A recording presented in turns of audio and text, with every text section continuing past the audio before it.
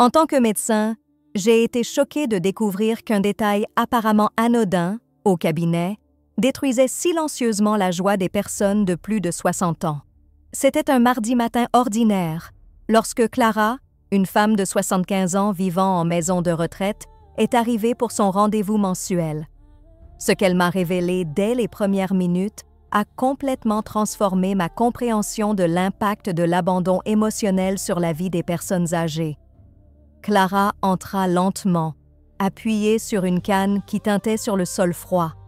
Ses yeux, autrefois brillants grâce aux photos qu'elle transportait dans son sac, ressemblaient maintenant à du verre dépoli. Lorsqu'elle s'assit sur la chaise en face de mon bureau, quelque chose dans son geste attira mon attention. Elle jeta un coup d'œil au téléphone portable posé à côté de mes papiers et soupira profondément, comme si ce petit appareil portait le poids du monde. « Docteur », commença-t-elle d'une voix tremblante, « mon téléphone n'a pas sonné depuis 3 semaines. Pas un seul appel. » Puis elle me dit quelque chose qui me fit froid dans le dos. Clara avait compris que, sans s'en rendre compte, elle était invisible aux yeux de sa propre famille. Ce n'était pas seulement le téléphone silencieux, c'était toute une série de petits abandons qui, combinés, créaient une véritable tempête de solitude.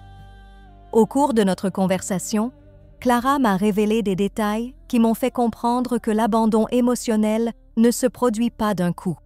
C'est un processus progressif, presque imperceptible, alimenté par de petits gestes ignorés, des appels non répondus et des visites de plus en plus espacées. Le plus douloureux, c'est que souvent, même les enfants ne se rendent pas compte qu'ils contribuent à cette invisibilité. Les neurosciences du vieillissement émotionnel révèlent quelque chose d'effrayant. Lorsqu'une personne âgée passe des jours sans recevoir d'attention sincère, son cerveau interprète cela comme une menace pour sa survie. Le corps libère chroniquement des hormones de stress, accélérant le déclin cognitif et affaiblissant le système immunitaire. C'est comme si la solitude était un poison lent qui rongeait de l'intérieur. Ce qui m'étonne, c'est de voir comment ce processus peut être interrompu par une découverte simple mais puissante. Lors de cette consultation avec Clara, j'ai identifié un schéma récurrent dans des centaines de cas similaires. Il existe un détail précis, caché dans le quotidien, qui, une fois reconnu et transformé, peut inverser complètement le cycle de l'abandon émotionnel. Clara quitta ce bureau avec une nouvelle compréhension de sa situation. 3 mois plus tard, elle revint radieuse, les yeux brillants. Son téléphone sonnait désormais tous les jours. Ses petits-enfants la sollicitaient pour écouter ses histoires. Le changement fut si profond que les autres résidents de la maison de retraite commencèrent à lui demander quel était son secret. Si vous avez plus de 60 ans et que vous avez l'impression de devenir invisible aux yeux de votre famille, si vous passez des journées entières sans recevoir un appel affectueux, si vous fixez votre téléphone en espérant que quelqu'un se souvienne de vous, sachez qu'il existe un moyen de changer les choses. L'abandon émotionnel n'est pas de votre faute et il n'est pas permanent. Appuyez sur « Oui » maintenant si vous reconnaissez cette douleur dans votre vie. Appuyez sur « Oui » si vous voulez découvrir comment Clara a transformé sa solitude en véritable connexion. L'histoire de Clara a commencé bien avant ce matin-là au bureau. C'était une femme dynamique, mère de 3 enfants et grand-mère de 7 petits-enfants. Elle avait travaillé 40 ans comme institutrice, remplissant les classes de rire et d'apprentissage. À sa retraite, à 65 ans, Clara imaginait avoir plus de temps pour sa famille, plus proche de ceux qu'elle aimait. Les premiers signes étaient subtils. Son fils aîné, Pedro, commença à l'appeler moins souvent. Auparavant, ils se parlaient 1 fois par semaine, puis toutes les 2 semaines, puis 1 fois par mois. Il est occupé avec son travail, se disait Clara. Sa cadette, Sandra, continuait de lui rendre visite le dimanche, mais toujours pressée, consultant son téléphone pendant que Clara essayait de lui raconter sa semaine. Le moment précis où la solitude s'est installée était un dimanche d'avril. Clara avait préparé le déjeuner spécial que tout le monde adorait, ces lasagnes familiales qui prenaient des heures à préparer. Elle avait dressé la table avec la plus belle porcelaine et placé des fleurs du jardin au centre. À 11 heures du matin, Sandra a appelé pour annuler. Peter a envoyé un SMS pour dire qu'il ne pouvait pas venir. Sa petite fille aînée, qui venait toujours lui rendre visite, était à un anniversaire.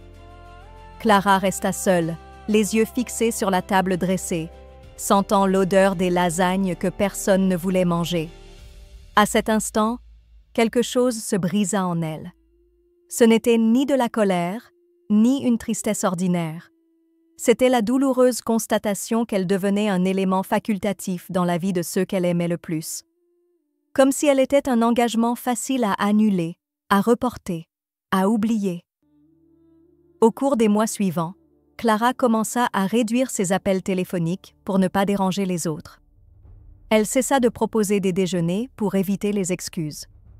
Quand on lui demandait comment elle allait, elle répondait automatiquement « Bien, merci », cachant le vide qui la rongeait. Le silence dans la maison devint assourdissant. Le téléphone, qui sonnait auparavant plusieurs fois par jour, resta silencieux pendant des semaines. Le déménagement en maison de retraite a eu lieu après une chute à la maison. Pedro a dit que ce serait mieux pour elle, qu'elle aurait plus de sécurité et de soins. Clara n'a pas protesté. Une partie d'elle-même se sentait même soulagée de ne plus être un fardeau pour personne. Mais lorsque la porte de la chambre s'est refermée cette première nuit, elle a réalisé qu'elle était devenue complètement invisible. Lors de notre premier rendez-vous, Clara a décrit ce sentiment d'abandon émotionnel comme « être dans une bulle de verre ». Elle voyait la vie se dérouler autour d'elle, mais elle ne pouvait rien toucher, rien ne pouvait la toucher. Les infirmières étaient bienveillantes, mais professionnelles. Les autres résidents étaient perdus dans leur solitude. Le monde continuait de tourner, mais elle s'était arrêtée. En observant Clara ce jour-là, j'ai reconnu un schéma que j'avais observé dans des centaines d'autres cas. L'abandon émotionnel des personnes âgées est rarement dû à la malveillance ou au manque d'amour. Il est le résultat d'une combinaison toxique de précipitation moderne, de culpabilité familiale non résolue et d'un manque de compréhension des besoins émotionnels liés au vieillissement. Les familles aiment leurs aînés, mais elles ne savent pas comment leur témoigner cet amour de manière véritablement percutante. Clara était prête à une révélation qui allait non seulement changer sa vie, mais aussi la dynamique de toute sa famille. Ce qu'elle a découvert lors de ces rencontres a prouvé que l'abandon émotionnel peut être complètement inversé en identifiant et en corrigeant un comportement spécifique qui passe inaperçu. La transformation était sur le point de commencer, et elle serait plus profonde que quiconque aurait pu l'imaginer. Ce que j'ai découvert en observant Clara et d'autres patients dans des situations similaires, c'est que les familles commettent une erreur fondamentale sans s'en rendre compte. Elles croient que prendre soin d'une personne âgée signifie répondre à ses besoins pratiques, lui assurer des médicaments, de la nourriture et sa sécurité. Mais elles oublient complètement le besoin émotionnel le plus fondamental de tout être humain, qui devient encore plus intense après 60 ans. Clara m'a révélé quelque chose de bouleversant lors de notre deuxième rendez-vous. « Docteur, mes enfants me demandent si je vais bien, si j'ai besoin de quelque chose, si mes médicaments sont à jour. Mais plus personne ne me demande comment je me sens, ce que je pense, ce dont je rêve. » À ce moment-là, j'ai compris que l'abandon émotionnel ne se produit pas à cause de l'absence physique des autres, mais à cause du manque d'intérêt sincère pour la vie intérieure de la personne âgée.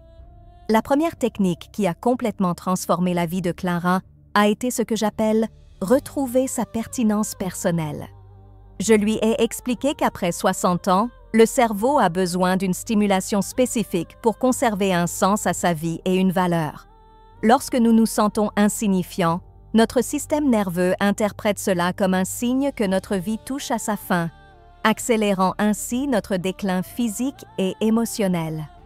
Clara avait besoin de retrouver sa place, mais pas en quémandant de l'attention ou en se plaignant d'être abandonnée. Elle devait créer des situations où son expérience, sa sagesse et sa présence seraient naturellement valorisées. Nous avons commencé par identifier 3 domaines dans lesquels elle avait encore beaucoup à offrir, un savoir unique que personne d'autre dans la famille ne possédait. Le premier domaine concernait les recettes familiales. Clara avait mémorisé des dizaines de plats traditionnels appris de sa mère et de sa grand-mère. Mais plus encore, elle connaissait les secrets de chaque préparation, les histoires derrière chaque recette, les moments privilégiés où chaque plat avait été servi. C'était un trésor culturel en voie de disparition. Le deuxième domaine concernait les histoires de famille. Clara était la seule à se souvenir encore des rencontres des grands-parents de ses petits-enfants, des épreuves qu'ils avaient surmontées et des traditions qu'ils avaient créées. Elle portait en elle une archive vivante de l'histoire familiale qui, une fois perdue, ne pourrait jamais être retrouvée. Le troisième domaine était son expérience d'éducatrice. 40 années d'enseignement avaient donné à Clara une compréhension approfondie de l'apprentissage, de la patience et du développement humain. Des connaissances qui pourraient s'avérer précieuses pour élever ses propres petits-enfants. Le plan était simple, mais révolutionnaire. Au lieu d'attendre que la famille se souvienne d'elle, Clara allait se positionner comme la gardienne de ses trésors familiaux, non pas de manière invasive ou désespérée, mais en créant des occasions naturelles de redécouvrir sa pertinence. Nous avons commencé par un projet spécifique. Clara a choisi une recette spéciale, les lasagnes qu'elle avait préparées un dimanche de solitude. Mais cette fois, elle ne les préparerait pas. Elle créerait une invitation irrésistible à enseigner leur préparation. La différence est subtile, mais puissante. Au lieu de proposer quelque chose de tout prêt, elle offrirait l'expérience d'apprendre quelque chose d'unique. Clara appela sa petite fille aînée, Marina, qui commençait tout juste à cuisiner pour son petit ami. « Marina, ma chérie, je me suis souvenue que tu étais intéressée par la préparation des lasagnes de grand-mère. Et si je t'apprenais le secret que ma mère m'a transmis? C'est une technique spéciale qui fait toute la différence. » La réponse fut immédiate et enthousiaste. Marina accepta et suggéra à d'autres cousins de participer. Pour la première fois depuis des mois, Clara reçut un appel lui annonçant que quelqu'un la recherchait, que sa présence était souhaitée et que ses connaissances étaient appréciées. Cette rencontre dans la cuisine de la maison de retraite a marqué un tournant dans la vie de Clara. Lorsque Marina est arrivée avec 2 autres cousines, j'ai été témoin d'un événement extraordinaire. Clara ne se contentait pas d'enseigner une recette, elle transmettait un héritage émotionnel. Chaque ingrédient était accompagné d'une histoire, chaque technique était porteuse de souvenirs qui reliaient les générations. La deuxième technique qui a révolutionné la situation de Clara a été le protocole mémoire vivante. Lors de notre 3e rendez-vous, elle m'a confié ce qu'elle avait ressenti lors de cet après-midi de cuisine. « Docteur, cela faisait si longtemps que je ne me sentais plus importante pour personne. Les filles m'ont écoutée attentivement, m'ont posé des questions et ont voulu connaître des détails que moi seule connaissais. Le protocole fonctionne ainsi. La personne âgée identifie ses connaissances uniques, ses expériences vécues, ses traditions chères et crée des occasions structurées de partager ses richesses. Mais le secret réside dans la manière de procéder. Il ne s'agit pas d'un élan nostalgique envers le passé. C'est un cadeau précieux offert à l'avenir. Clara a commencé à répertorier systématiquement tout ce qu'elle savait et qui pourrait intéresser la famille. Les anecdotes de la naissance de chaque petit enfant, les moments précieux dont elle avait été témoin, les traditions qui, autrement, auraient pu disparaître. Mais surtout, elle a organisé ses souvenirs afin que chaque membre de la famille puisse y trouver quelque chose de particulièrement pertinent pour sa vie actuelle. Pour Pedro, qui rencontrait des difficultés au travail, Clara a préparé une histoire racontant comment son père avait surmonté la faillite de son petit commerce dans les années 1980. Sandra, confrontée à des problèmes conjugaux, a chéri le souvenir de la façon dont ses parents avaient traversé une crise similaire et en étaient ressortis plus forts. Pour chaque petit enfant, elle avait des anecdotes spécifiques susceptibles de les inspirer ou de les guider. La 3e technique était le système de passerelle générationnelle. Clara réalisa que l'éloignement de la famille n'était pas seulement dû à un manque de temps ou d'intérêt, mais aussi à un manque de points communs. Les jeunes vivaient dans un monde numérique qui lui était inconnu, tandis que ces expériences semblaient éloignées de leur réalité. Clara a alors fait quelque chose de brillant. Au lieu d'essayer de comprendre le monde des jeunes, elle a commencé à créer des ponts entre son monde et le leur. Lorsque Marina a évoqué ses problèmes avec son patron, Clara n'a pas donné de conseils professionnels génériques. Elle a spécifiquement raconté comment elle avait géré un directeur d'école difficile, les stratégies qu'elle avait utilisées et les erreurs qu'elle avait commises. La différence fut magique. Les petits-enfants n'écoutaient plus les conseils de grand-mère. Ils écoutaient des histoires vécues de personnes ayant rencontré des difficultés similaires et ayant des leçons pratiques à partager. Clara, autrefois nostalgique du passé, devint une consultante chevronnée du présent. La 4e technique était le rituel de disponibilité stratégique. Clara comprit qu'elle ne pouvait plus s'attendre à ce que les gens se souviennent d'elle spontanément. Elle devait créer des moments prévisibles où sa présence serait attendue et désirée. Mais cela devait se faire avec élégance, sans paraître dépendant ou intrusif. Clara a décidé que chaque jeudi à 15 heures, elle serait disponible dans la salle commune de la maison de retraite pour une consultation familiale. Toute personne de la famille ayant une question, un problème ou souhaitant simplement parler pouvait appeler ou lui rendre visite à ce moment précis. Elle se positionnait comme la sage de la famille, disponible pendant les heures d'ouverture. Le résultat fut surprenant. Les gens commencèrent à enregistrer des sujets de conversation avec Clara le jeudi. D'obligation sociale, elle devint une ressource précieuse. Ses enfants commencèrent à partager les sages conseils reçus de leur mère.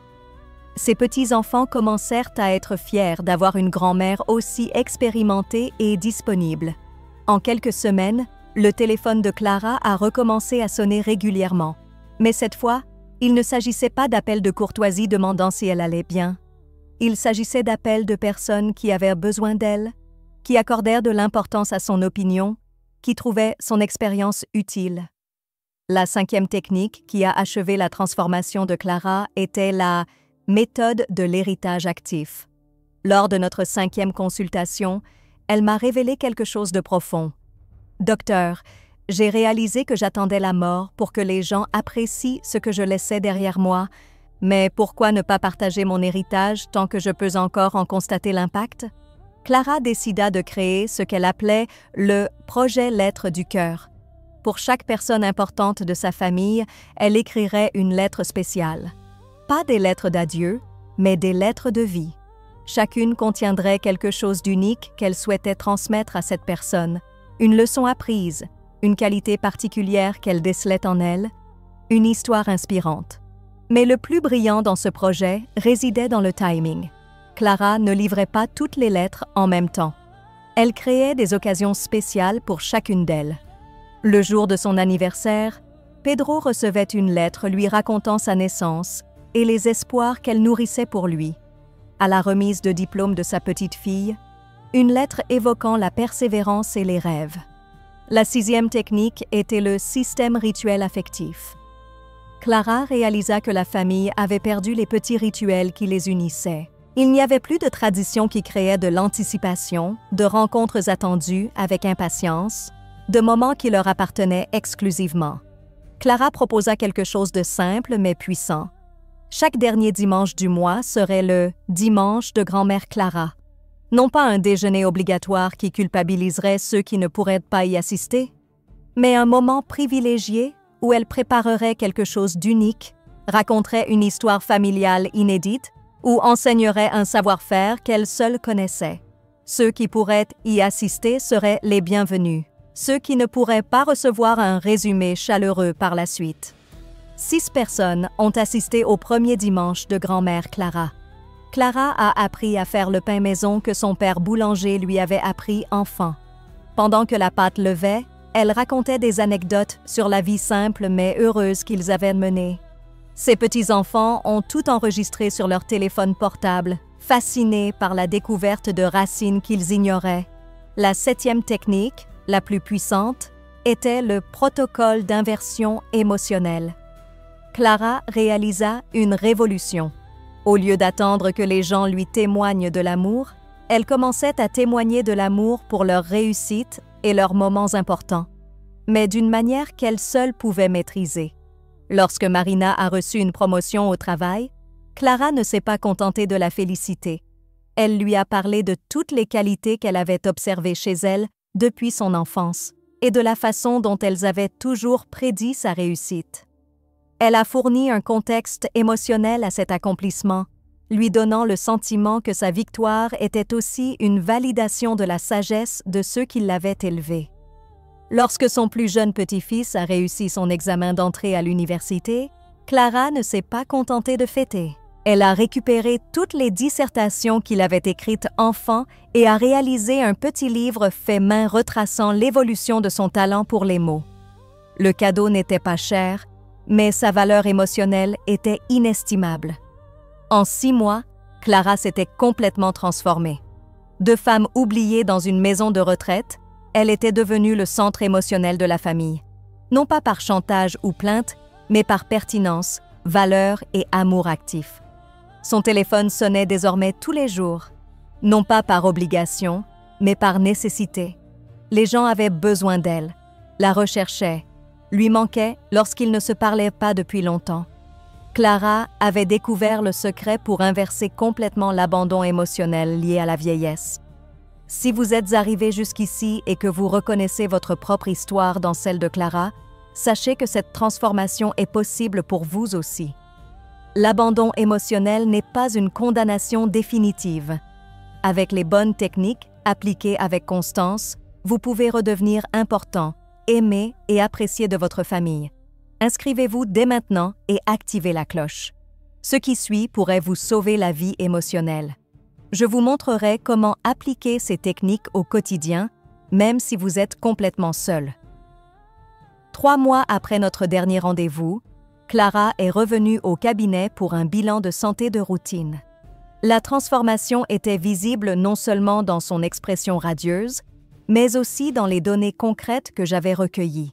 Des études sur le vieillissement émotionnel montrent que les personnes âgées qui se sentent importantes et aimées ont 40% moins de risque de développer une dépression et 35% moins de risque de connaître un déclin cognitif accéléré.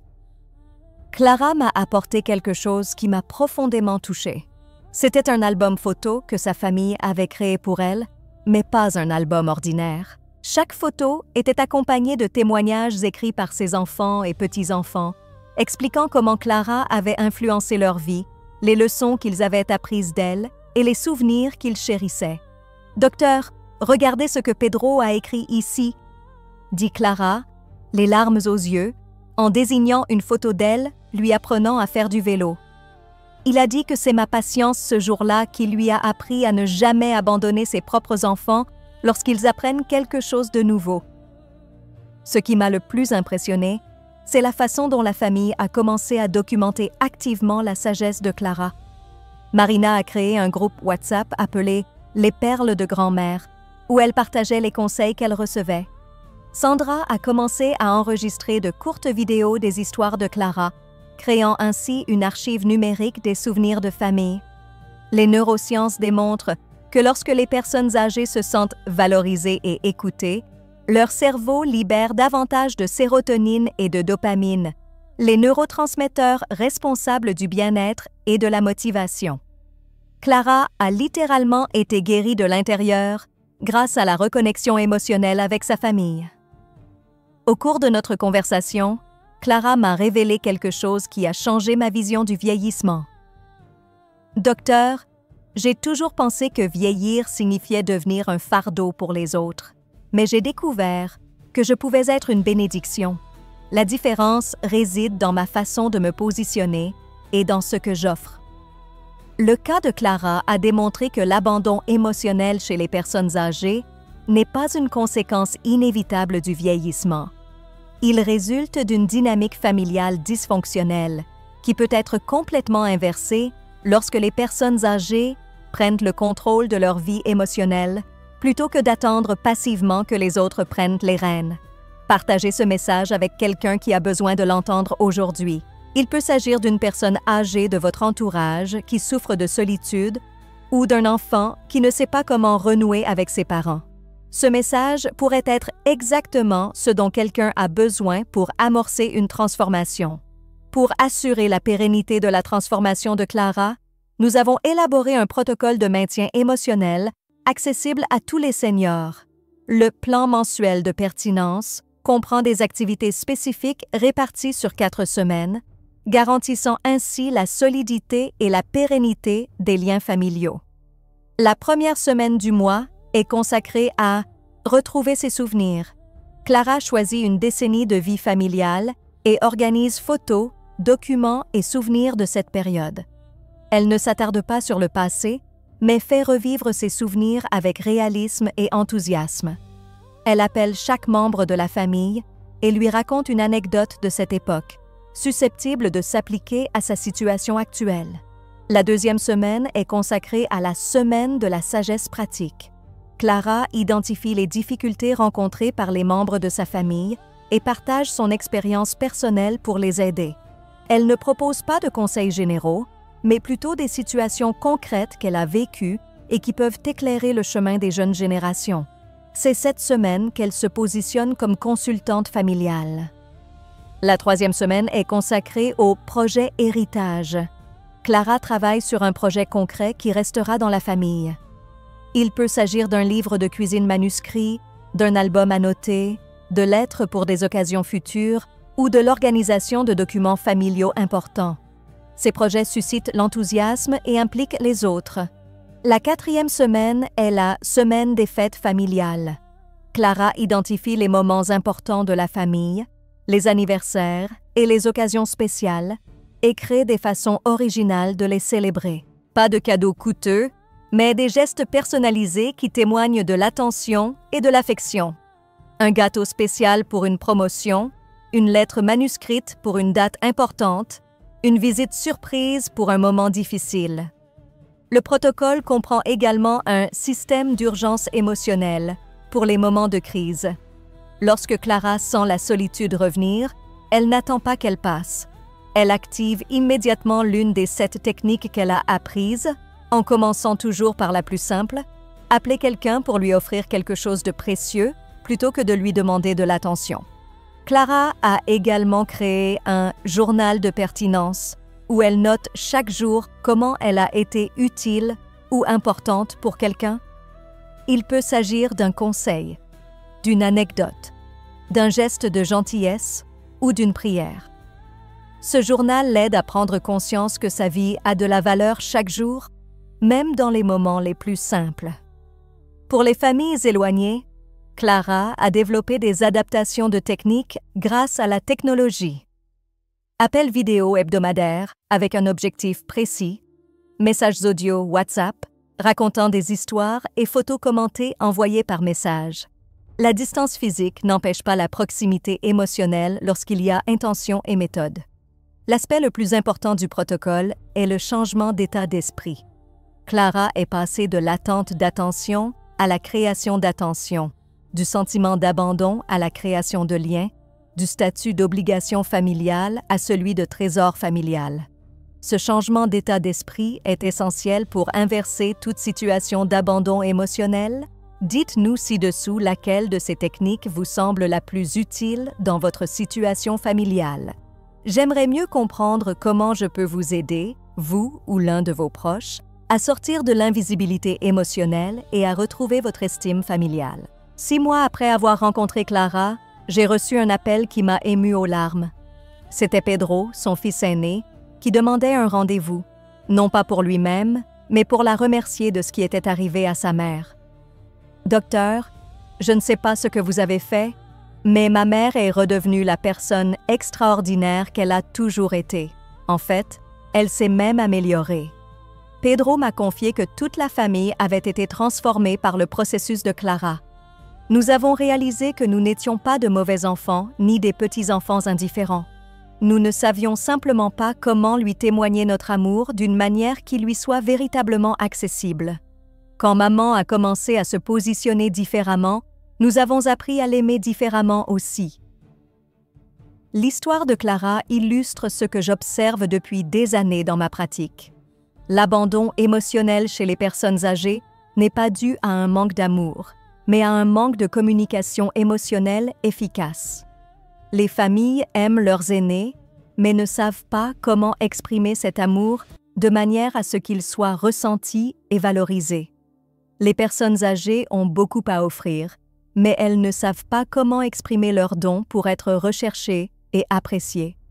Aujourd'hui, Clara est le centre de gravité de sa famille, non par manipulation ou chantage affectif, mais par une réelle pertinence. Elle est devenue la personne que tout le monde recherche dans les moments difficiles, celle que tout le monde veut à ses côtés pour les fêtes, celle qui manque à tout le monde quand elle est absente. Son téléphone sonne tous les jours, son emploi du temps est toujours chargé et sa maison de retraite est devenue un lieu de rassemblement familial. Plus important encore, Clara a redécouvert la joie de vivre.